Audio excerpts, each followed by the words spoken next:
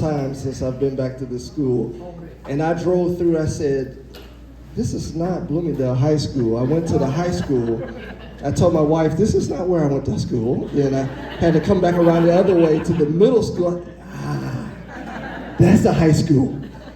But it is a deep honor and genuine pleasure to stand before you at Bloomingdale High School Alumni and Friends Banquet. I would like to acknowledge my wife, Anita, who has accompanied me on this trip. We've been married for 26 years. We have 3 children, 2 young adults, one getting ready to graduate from high school. Now, even though my wife grew up in a rural area in Louisiana, when she first visited my hometown of Pullman, she remarked that this is deep country. I'm not sure how to take that.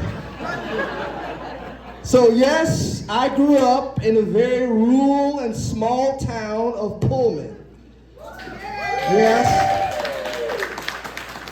But for me, this is more than a homecoming. It's a celebration of roots, community, and the incredible power of small beginnings. So I graduated from Bloomingdale High School as a valedictorian of the class of 1989, one of just 44 students in our graduating class. 44!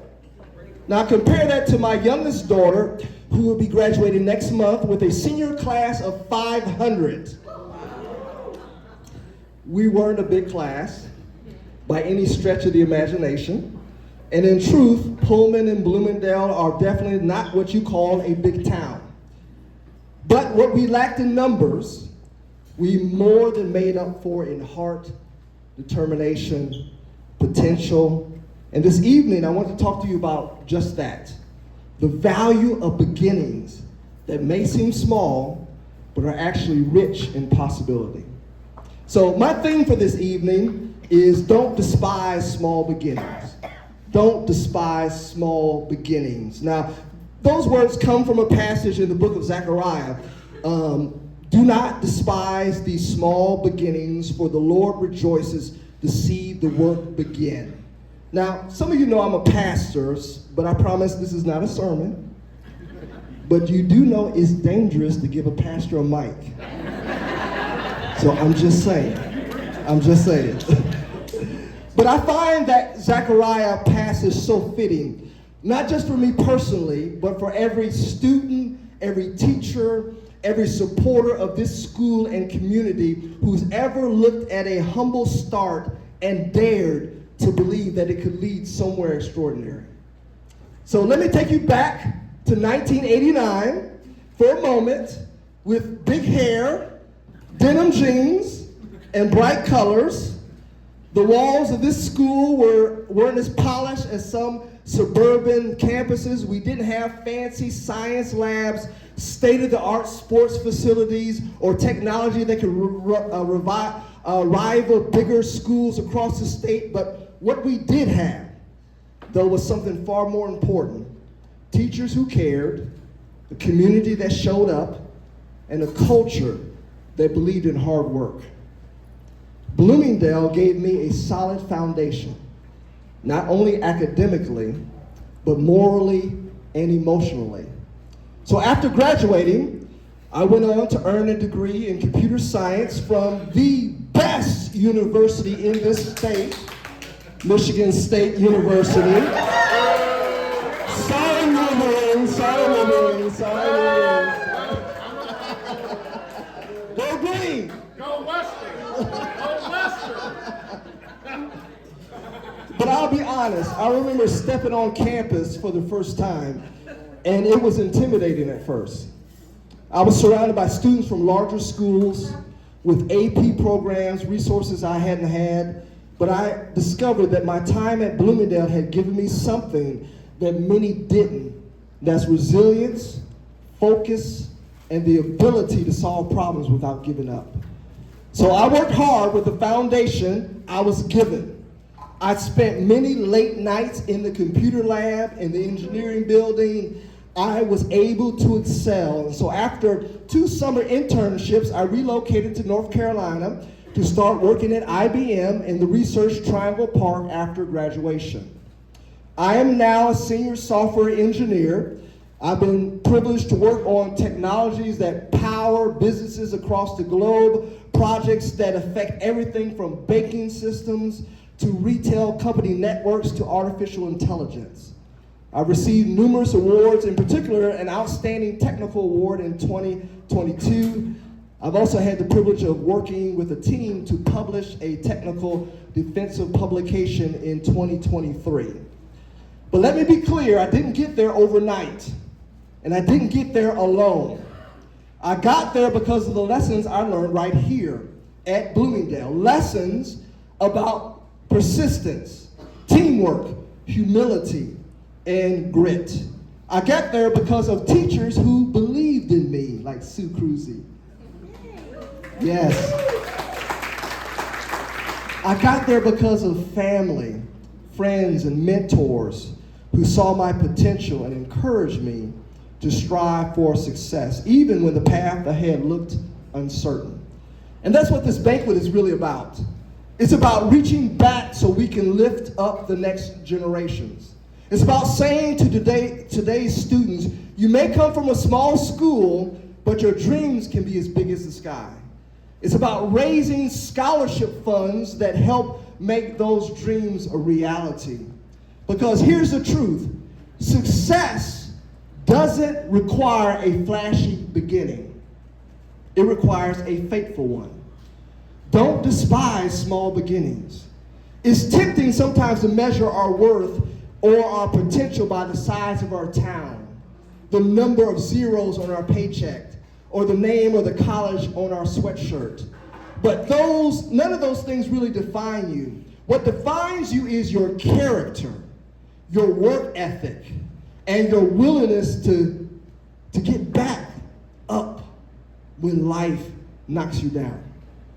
Of all the achievements that God has blessed me with, the greatest, really, I can say, are being a child of God, a husband, a father of 3, and a pastor of a wonderful church named Mount Zion. Bloomingdale may be a dot on the map, but it's not small in spirit. It's a place that shapes leaders, dreamers, innovators, and community builders. And I know this firsthand. I've seen classmates become teachers, business owners, engineers, school principals, first responders, parents, and mentors. I've seen what happens at Bloomingdale when students go out into the world. They carry this place with them, and they make a difference. So tonight, we're here to make a difference too. The scholarship funds we raise this evening aren't just financial assistance, they are fuel for potential. They are lifelines to students who dare to dream of college, careers, and changing the world in their own way. Every dollar raised tonight is an investment in a future Bloomingdale success story. It could be a student who goes on to become a doctor, a writer, a social worker, or engineer. They may come back here in 30 years and give a keynote of their own. Maybe they'll start their journey with uncertainty and doubt, but also with a seed of belief that was planted right here by people like you in moments like this. So if you're a current student or recent graduate here tonight, I want to speak directly to you for a moment. Don't let anyone ever tell you that your beginnings are too small. Don't measure your future by your zip code. Don't underestimate what you can become just because you come from a town or a place where people know your name. That's not a disadvantage, that's a gift. It means you have people rooting for you. It means you have a community behind you. It means you carry a legacy that's already strong. But you also have a responsibility to work hard, to keep learning, and to pass on when it's your turn. Hoorah! To the alumni and community members, thank you. Thank you. Your presence here tonight is just not nostalgic, it's powerful. It shows that you believe in the students coming up behind you. It shows that you are committed to helping the next generations, that you remember what it was like to be at the starting line, that you haven't forgotten the doors that were open for you, and you're willing to hold those doors open for others. That's what makes this place special. Not just the buildings, not just the red and white colors, but the people, the stories, the belief that where you start doesn't have to determine where you end. So let me close with this. Sometimes life takes us far from where we began. But if we're blessed, we carry our beginnings with us. Bloomingdale is in my story. Not just as a place that I graduated from, but as a place that formed the foundation of who I am. And so as we celebrate tonight, we get to raise funds and reconnect with some old friends, class of '89 in the house.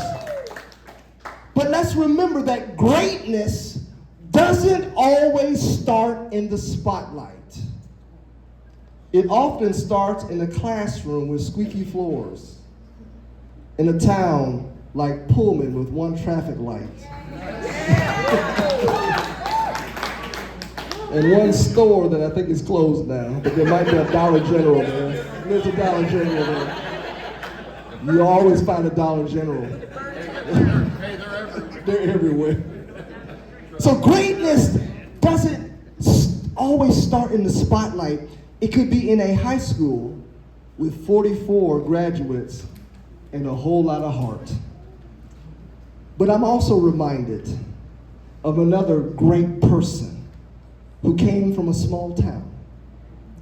That town is Nazareth, and that person is Jesus. Nazareth was a small and isolated village in the Roman province of Galilee. His own hometown looked at Jesus and asked, "Is this not the carpenter's son? Is not this Mary his mother?" And so they took offense at Jesus because of where he came from. But as Dr. Martin Luther King Jr. said, if you want to be great, wonderful, but recognize that he who is greatest among you shall be your servant. And Jesus went on to perform the greatest act of service, giving his life for many. From a small town to the cross, Jesus died for the sins of those who would believe in him. Because he is the Son of God, he rose from the dead. So no matter where you might be tonight on your spiritual journey, I would love to share more with anyone afterwards. Come see me. But let us not despise small beginnings. Embrace them. Invest in them. Because they are the seeds of tomorrow's success stories. Don't despise small beginnings. Thank you, Bloomingdale. Thank you for shaping me. Thank you for believing in the next generations. Thank you for all that you have done and continue to do. So let's continue this legacy together. So good night all, and go Cardinals.